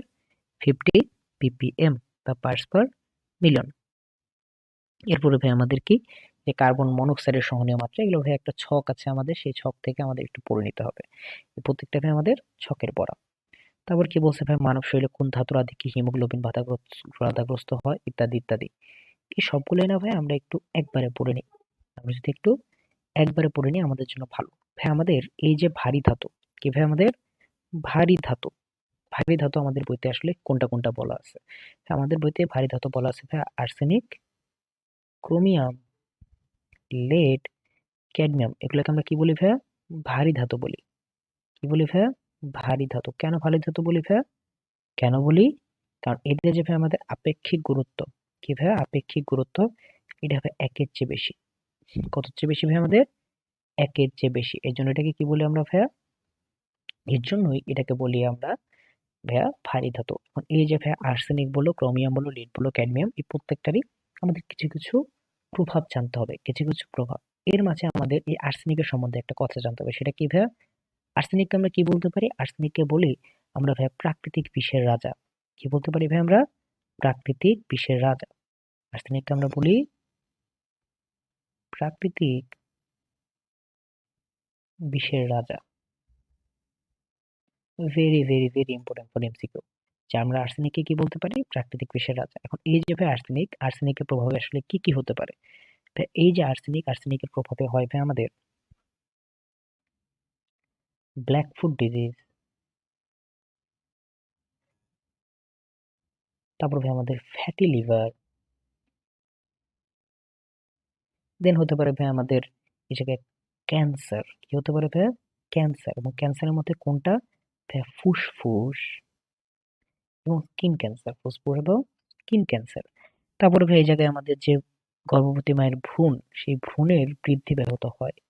ভ্রূণের বৃদ্ধি ব্যাহত হয়। ওকে। তারপর ভাই আমাদের এই যে ক্রোমিয়াম আর এই যে লেড, ক্রোমিয়াম এবং লেড, এই দুইটারই ভাই একটা কমন কাজ আছে। এই দুইটারই একটা কমন কাজ আছে। সেটা কি করে ভাইয়া? আমাদের রক্ত শূন্যতা করে। কি করে ভাই আমাদের? রক্ত শূন্যতা। কিভাবে রক্ত শূন্যতা করে? ভাই আমাদের হিমোগ্লোবিনের যে গঠন, হিমোগ্লোবিনের গঠনে বাধা দেয়। হিমোগ্লোবিনের গঠনে বাধা দেয়। ঠিক আছে? এই দুইটাই কি করে? হিমোগ্লোবিনের গঠনে বাধা দেয়। এর ফলে কি হয়? এর ফলে ভাই আমাদের রক্ত শূন্যতা দেখা দেয়। ঠিক আছে?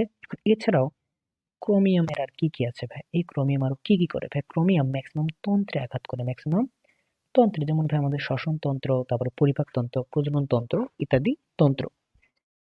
ঠিক আছে? এছাড়াও এই যে ভাই ক্রোমিয়াম, ক্রোমিয়াম ভাই চামড়া শিল্পে ব্যবহার হয়, ট্যানারি বা চামড়া শিল্পে ব্যবহার হয়। তার মানে যারা চামড়া শিল্পে বা ওইসব শিল্প কারখানায় কাজ করে তাদের ভাই ক্রোমিয়ামের দূষণটা বেশি হবে।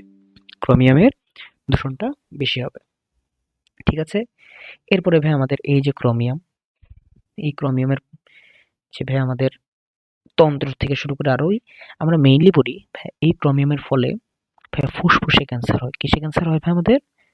ফুসফুসে ক্যান্সার হয়। এবং এই যে ভাই আমাদের শ্রমিকরা আছে, কিসের শ্রমিক ভাই আমাদের? চামড়া শিল্পের যে শ্রমিক, এদের ভাই ম্যাক্সিমাম ফুসফুসে ক্যান্সার দেখা যায়, ফুসফুসে ক্যান্সার দেখা যায়। তাহলে ভাই ক্রোমিয়াম বুঝলাম। এখন ভাই লেড, কি ভাই?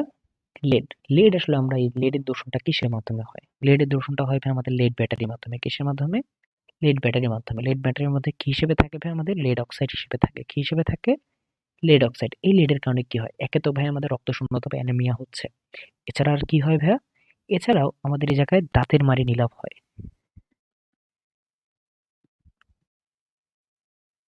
দাঁতের মাড়ি নীলাভ হয়। এছাড়া আর কি হয় ভাইয়া? এছাড়া ভাইয়া মহিলা বা গর্ভবতী মহিলা মৃত সন্তান প্রসব করে। মৃত সন্তান প্রসব করে। এছাড়া আর কি হয় ভাইয়া? এছাড়া ভাইয়া আইকিউ কমে যায়। শিশুদের যে আইকিউ, আইকিউ ভাইয়া কমে যায়। ওকে? এরপরে ভাইয়া ক্যাডমিয়াম। ক্যাডমিয়ামটা আসলে আমরা কিভাবে মনে রাখবো ভাই? ক্যাডমিয়ামটা থাকে 2+ হিসেবে। কি হিসেবে ভাইয়া? 2+। এটার সাথে আমরা মিল করবো কিসের ভাই? ক্যালসিয়াম। ক্যালসিয়াম ভাই কিসের গঠনে প্রধান উপাদান ভাই? বোনস বা অস্থির গঠনের প্রধান উপাদান। তার মানে কি? যদি ক্যালসিয়াম কখনো ক্যাডমিয়াম দ্বারা রিপ্লেস হয়, তার মানে কি? আমাদের হবে অস্টিওপোরোসিস। কি হবে ভাইয়া?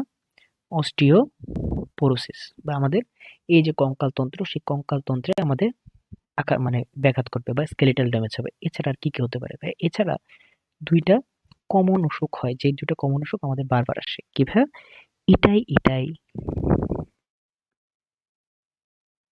এবং আউচ দুটো একই আসলে, এটাই বা আউচ ডিজিজ।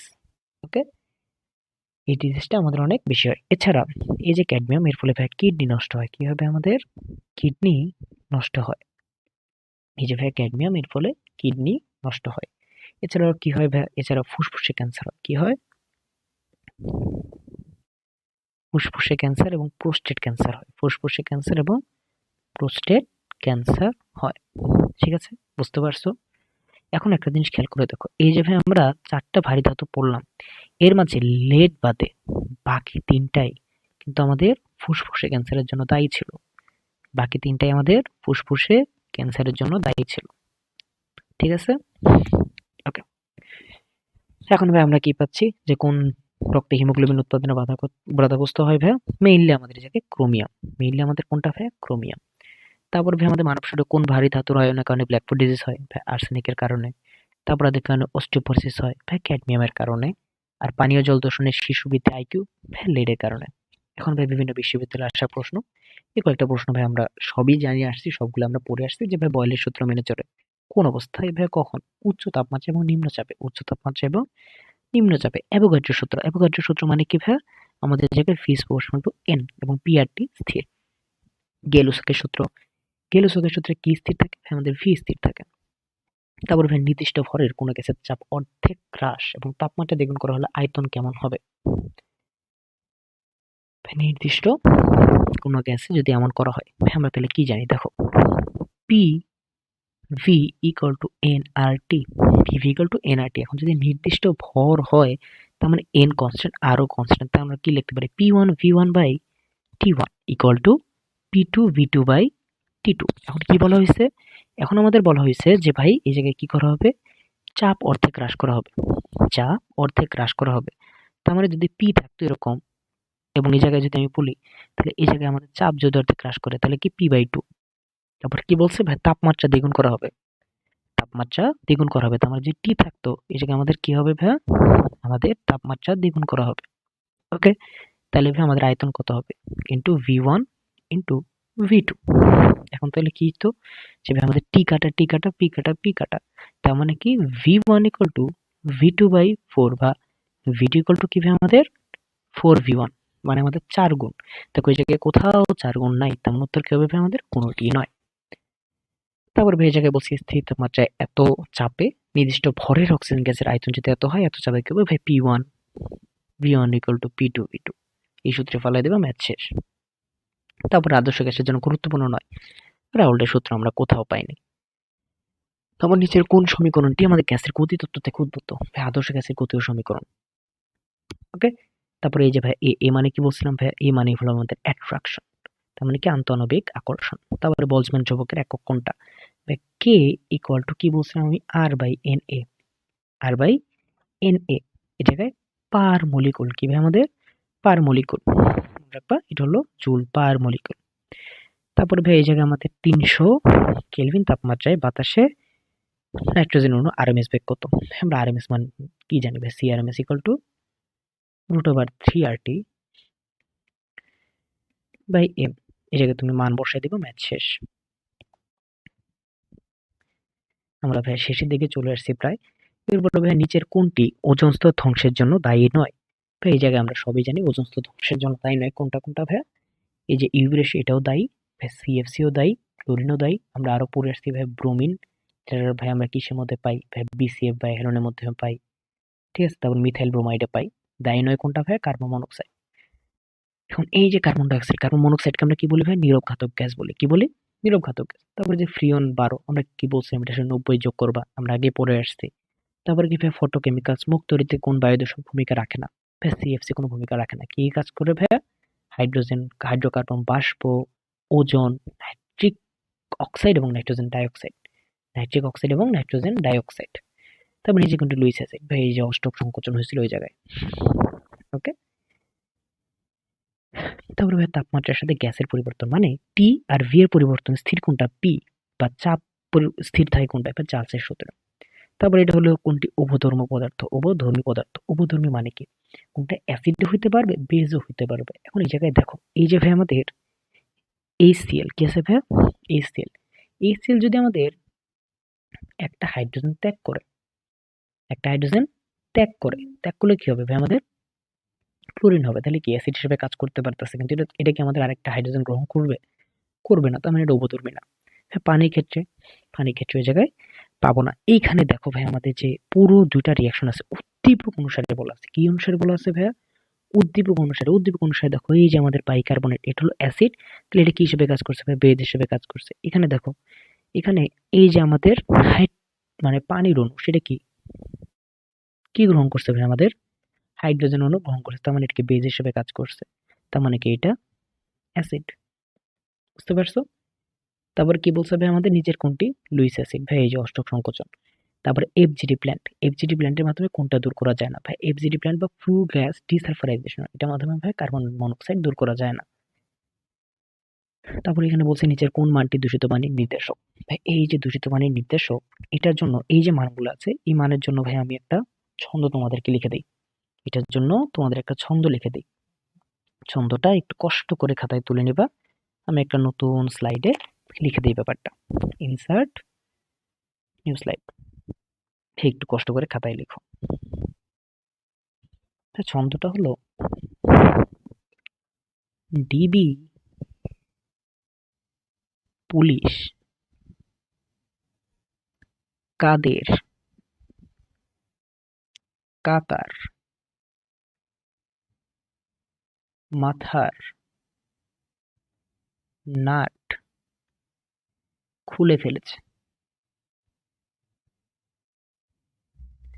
নিচে একটু সংখ্যাগুলো লেখো ভাই। ডি এর নিচে লিখবো ৫, বি এর নিচে লিখবো ৬, পুলিশের নিচে লিখবো ভাই ৬.৫, কাদের নিচে লিখবো ১০, কাকার নিচে কি লিখবো ভাই আমাদের? কাকার নিচে লিখবো আমাদের ১০০, মাথা নিচে লিখবো ভাই ১৫০, নাটের নিচে লিখবো ভাই ৫০০, এই দুইটা নিচে ভাই কিচ্ছু না। এখন এই যে ভাই ডি, ডি দ্বারা বোঝাচ্ছি আমরা ভাই ডিও। কি ভাই? ডিও। ডিওর ভাই আমাদের মান কত ভাই? 5 থেকে 6 ppm। তারপর কি ভাই আমাদের বিওডি বা বায়োলজিক্যাল অক্সিজেন ডিমান্ড, এটা কত ভাই? 6 ppm। পি পুলিশ দ্বারা কি বোঝাচ্ছি ভাই? পিএইচ। পিএইচ কত ভাই আমাদের? 6.5 থেকে 8.5। তারপর ভাই কাদের, কাদের দ্বারা আমরা কি বোঝাচ্ছি ভাই? সিওডি। সিওডি কত ভাই আমাদের? 10 ppm। এই যে ভাই কাকার আর মাথার, এটা দ্বারা বোঝাচ্ছি আমরা ভাই ক্ষরতা। কি বোঝাচ্ছি ভাইয়া? ক্ষরতা। কাকার দ্বারা বোঝাচ্ছি ভাই আমরা ক্যালসিয়ামের ক্ষরতা। আর এই যে মাথার দ্বারা বোঝাচ্ছি ভাই আমরা ম্যাগনেসিয়ামের ক্ষরতা। এটা দ্বারা ক্যালসিয়ামের বোঝাচ্ছে, এটা দ্বারা ম্যাগনেসিয়ামের বোঝাচ্ছে। ক্যালসিয়ামের ক্ষেত্রে ১০০, ম্যাগনেসিয়ামের ক্ষেত্রে ১৫০। আর এই যে নাটের এন দ্বারা বোঝাচ্ছে ভাই সোডিয়াম ক্লোরাইড, আর টি দ্বারা বোঝাচ্ছে ভাই টিডিএস। ওকে, দুইটাই হলো কত? ৫০০ ppm। একে একটু খাতায় লিখে রাখো বা স্ক্রিনশট দিয়ে রাখো। এখন দেখো নিচে কোনটি দূষিত পানির নির্দেশক? এইটা পিএইচ এর মান ঠিক আছে, ডিওর মান ঠিক আছে, বিওডির মানও ঠিক আছে। নাই কোনটা ভাই? সিওডি, কারণ ১০ হলে ভাই ঠিক, এখানে ১০০ আছে। তারপরে এসটিপিতে ১ লিটার ভরের মান এত হলে গ্যাসটি হবে কোনটি? ভাই দেখো ১ লিটার আমরা কি জানি ২২.৪, মানে এটাকে আমি ২২.৪ দ্বারা গুণ করব।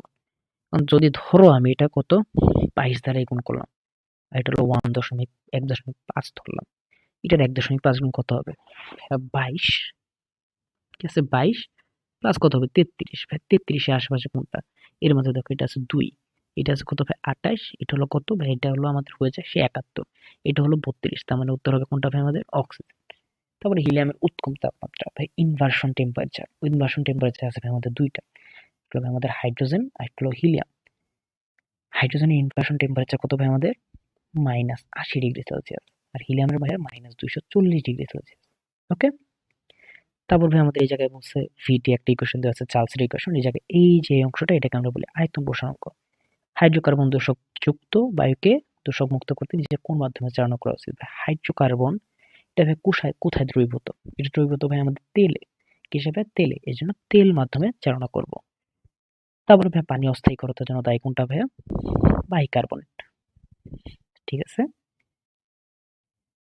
তারপর ভাই আমাদের অ্যামাগা যে বক্ররেখার মূল ভিত্তি, সেটা কি ভাই আমাদের? V is proportional to 1/p।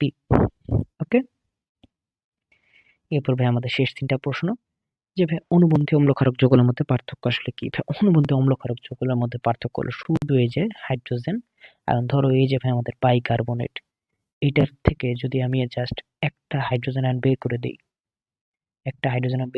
এটা যদি আমাদের অম্ল হয়, এটা হলো অনুবন্ধী ক্ষার। আমরা অনুভূতি অম্ল ক্ষারকের মধ্যে পার্থক্য হলো এই যে হাইড্রোজেন আয়নের। তারপরে যে পিএইচ আমরা সুন্দর থেকে জেনে আসছি 6.5 থেকে 8.5। তারপর এই যে কার্বন ডাই অক্সাইডের সন্ধিচাপ কত, 5.9 atm, আর এটা কত হবে ডিগ্রি সেলসিয়াস হলো আমাদের সন্ধি তাপমাত্রা। এছাড়া আমাদের এই যে সন্ধি চাপ এবং তাপমাত্রার যে ছকটা আছে বই থেকে একটু কষ্ট করে দেখে নেবা। সো এই হলো আজকের ক্লাসের মোটামুটি। আশা করি তোমাদের ক্লাসটা ভালো লাগছে। এখন আমি তোমাদের একটু কিছু সাজেশন দিই কিভাবে এই চ্যাপ্টারটা শেষ করবা। ভাইয়া এই চ্যাপ্টারে একদম শুরু থেকে শেষ পর্যন্ত ভাইয়া শুরুতে রিডিং দিবা এবং এই যে অনেকগুলো আছে না, যে এই যে ধরো একটা পেজের এইখানে কতগুলো এমসিকিউ আছে, এই এমসিকিউ গুলোর অ্যান্সার পরে আছে, এগুলো ভাইয়া সলভ করবা, মাস্ট সলভ করবা। ওকে, তারপর অনুসরণী সলভ করবা। আশা করি তোমার এটা দিয়ে এইচএসসি বলো, মেডিকেল অ্যাডমিশন বলো, ভার্সিটি অ্যাডমিশন বলো, প্রত্যেকটা এমসিকিউ মোটামুটি কভার হবে অনুসরণী এমসিকিউ হিসেবে। ওকে, সো আজ এই পর্যন্তই। আশা করি আবার কোনোদিন দেখা হবে। আল্লাহ হাফেজ।